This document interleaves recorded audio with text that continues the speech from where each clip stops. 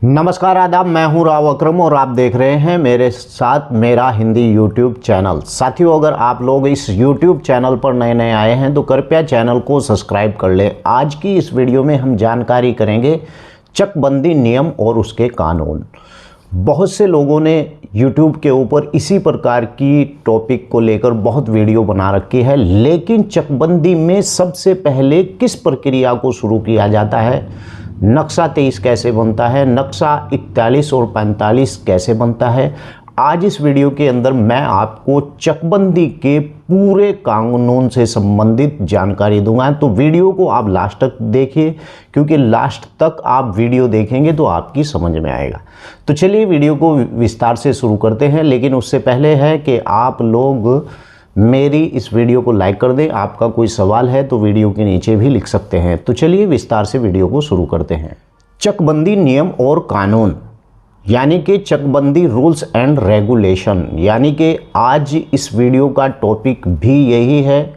और आज इस वीडियो के अंदर मैं चकबंदी से संबंधित हर एक नियम को क्लियर कर दूंगा। इससे पहले जितनी भी मेरी वीडियो है उसमें मैंने ये क्लियर नहीं किया था कि इस वीडियो का एंड कहाँ होगा, लेकिन आज के बाद इस वीडियो का यहाँ पर एंड हो जाएगा।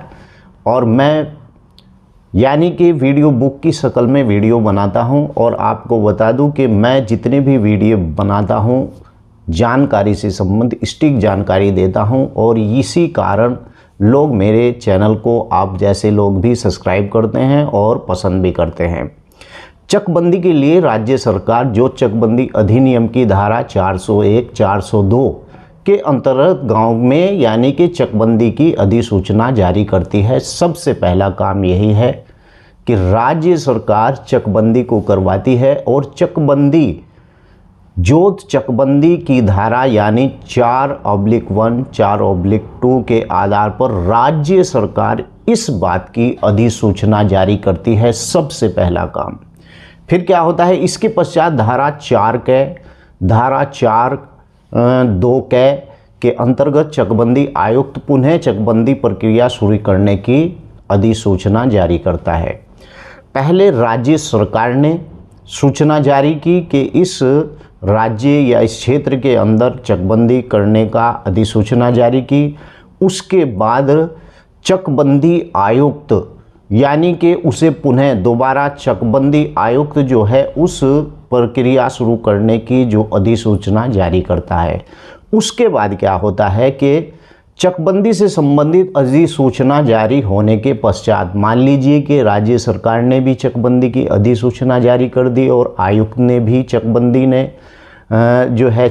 की अधिसूचना जारी कर दी। तो उसके बाद जैसे ही चकबंदी आयुक्त ने चकबंदी अधिसूचना जारी की तो क्या होता है कि चकबंदी से संबंधित सूचना जारी होने के पश्चात उस गांव के राजस्व यानी कि न्यायालय में लंबित जितने भी मुकदमे होते हैं वो अप्रभावी हो जाते हैं। और इस दौरान कोई भी कृषक बिना चकबंदी के बंदोबस्त अधिकारी की अनुमति के अपनी भूमि को कोई कृषि कार्य के अलावा दूसरा कार्य नहीं कर सकता है। जी हाँ, जब भी ये चकबंदी की अधिसूचना जारी हो जाती है तो सबसे पहले पटल पर इसी प्रकार के कार्य को किया जाता है। और आपको बता दूं कि चकबंदी से संबंधित यानी कि जो सूचना जारी होती है उसके बाद ये कार्य होता है, और आप कृषि कार्य के अलावा कुछ और ऐसा मकान या कुछ और नहीं बना सकते हैं। और जितने भी चकबंदी से संबंधित आपके जो मुकदमात होते हैं वो सब लंबित हो जाते हैं जब आपके क्षेत्र के अंदर चकबंदी की अधिसूचना जारी हो जाती है। चकबंदी की अधिसूचना जारी होने के पश्चात यानी कि समिति का गठन किया जाता है, जिसमें भूमि प्रबंधक समिति शामिल होती है। और चकबंदी प्रक्रिया के दौरान यह समिति चकबंदी अधिकारियों के सहयोग के साथ उचित सलाह देने का कार्य भी करती है। ऐसा नहीं है कि चकबंदी के जितने भी अधिकारी होते हैं वही चकबंदी करते हैं। गांव के अंदर जो भू प्रबंधक समिति होती है, मैंने इसके ऊपर सेपरेट वीडियो भी अपने इस YouTube चैनल के अंदर बना रखी है कि जो भू प्रबंधक समिति आपके गांव की होती है, ग्राम पंचायत के अंदर होती है भू प्रबंधक समिति, उसके लोगों को भी चकबंदी का सदस्य बनाया जाता है ताकि गांव के रकबे की उन लोगों से सलाह ली जा सके। यहाँ तक हम आगे तो आगे बढ़ते हैं। इसके बाद चकबंदी, लेखपाल चकबंदी की धारा 8 के तहत मौके पर यानी भूमि का निरीक्षण और अधिनियम की धारा 7 के अंतर्गत भूमि के नक्शे संशोधन करने का कार्य शुरू करता है और लेखपाल के द्वारा वर्तमान स्थिति के अनुसार गांठों को भौतिक स्थिति जैसे कि पेड़ और आपके कुएं जो खेत के अंदर लगे हुए होते हैं, कुएं, सिंचाई साधन आदि का ब्यौरा यानी आकार पत्र 2 में दर्ज करता है। यानी कि जब ये काम हो जाता है तो लेखपाल आकार पत्र बनाता है और उसके अंदर ये बात देखता है कि आपके खेत पे कौन सा कुआं खड़ा हुआ है, सिंचाई का क्या साधन है, पेड़ आपके खेत में कितने खड़े हुए। तो लेखपाल यानी कि आकार पत्र में ये सब चीज़ें दर्ज करता है और चकबंदी लेखपाल के द्वारा आख्या प्रस्तुत के पश्चात सहायक चकबंदी अधिकारी समिति के सदस्यों से परामर्श यानी सलाह लेता है।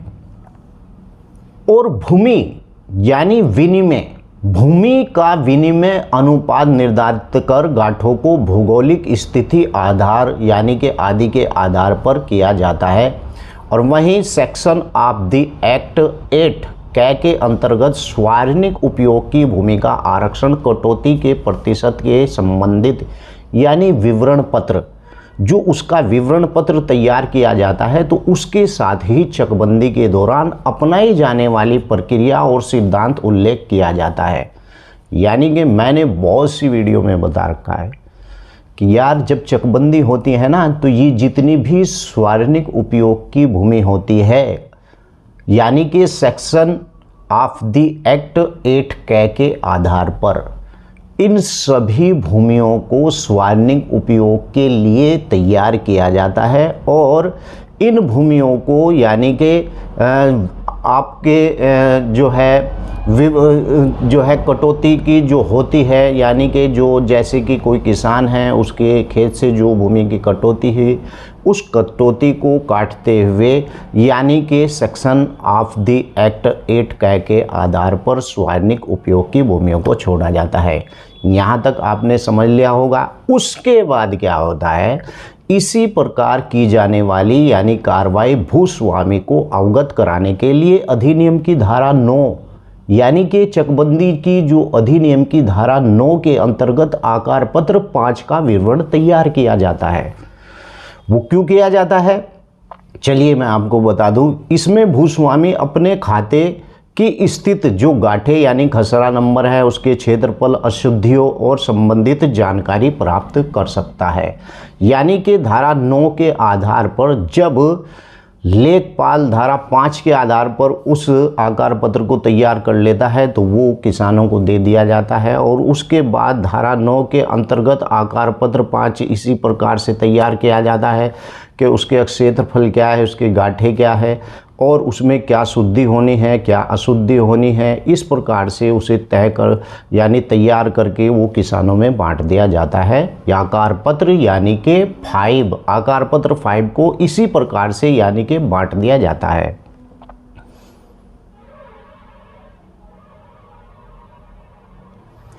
जब किसान के पास यानी भूस्वामी के पास आकार पत्र 5 दिए गए विवरण का आधार यानी उस पर अपनी आपत्ति दर्ज करा सकता है। अब यहाँ से प्रक्रिया शुरू होती है। यानी जब आकार पत्र 5 मिल जाता है तो किसान की यहाँ से प्रतिक्रिया शुरू हो जाती है कि क्या उसकी भूमि कम हुई है या उसकी भूमि में किसी प्रकार के गांठे में कोई दिक्कत आई है।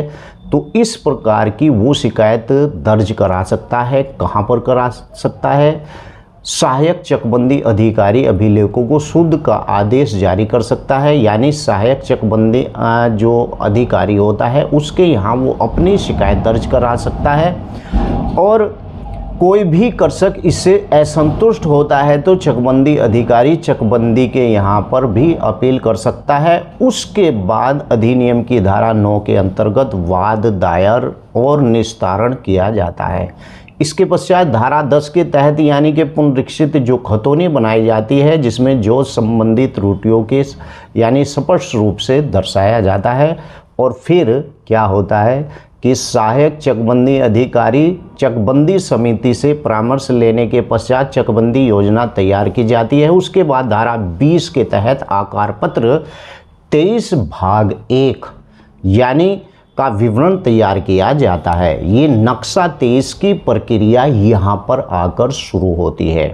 यानी कि आप कहीं भी चकबंदी जो है अधिकारी या चकबंदी के अंदर आप अपनी भूमि की खतौनी लेने के लिए जाएंगे तो वहाँ पर आपको जो है नक्शा 23 आपको वहाँ पर थमा दिया जाता है। यानी कि नक्शा 23 ऐसा एक जो है वो होता है भूमि का, जिसमें भूमि का सभी दर्ज होता है, जैसे कि तहसील में पहुंचकर खतौनी हो जाती है। इसी प्रकार से जब चकबंदी के दौरान नक्शा 23 भाग 1 यानी किसानों को दिया जाता है।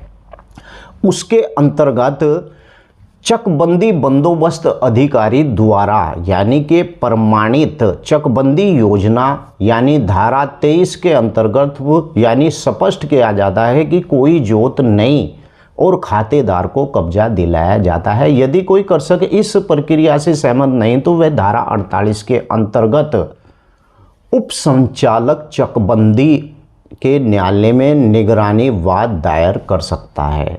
यानी कि ये जो चकबंदी का मुकदमा चल रहा है अकरम भाई, ये है वो है बात, मैं आज आपको इस वीडियो के अंदर लेकर शुरू की प्रक्रिया से आखिरी प्रक्रिया तक बताने की पूरी कोशिश कर रहा हूँ। आपको बस वीडियो को जो है पूरा स्किप नहीं करके देखना है, आपको वीडियो को पूरा देखना है। इससे आपको समझ में आ जाएगा कि आखिर चकबंदी अधिनियम होता क्या है, आपके यहाँ पर यह कैसे लागू होता है।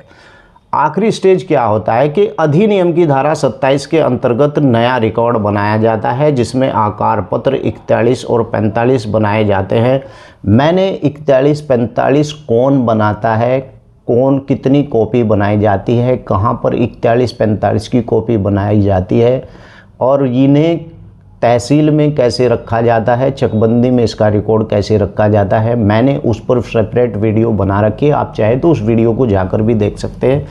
और जब नक्शा 41-45 बनाया जाता है तो नए नक्शे का निर्माण किया जाता है जिसमें पुराने गांठों के स्थान पर नए खसरा नंबर बना दिए जाते हैं और इस प्रक्रिया का जांच गहन स्तर पर की जाती है जब नक्शा 41-45 बनता है।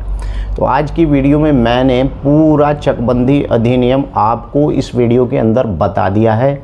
यही चकबंदी होती है, यही बंदोबस्ती होती है, यही सब काम होता है।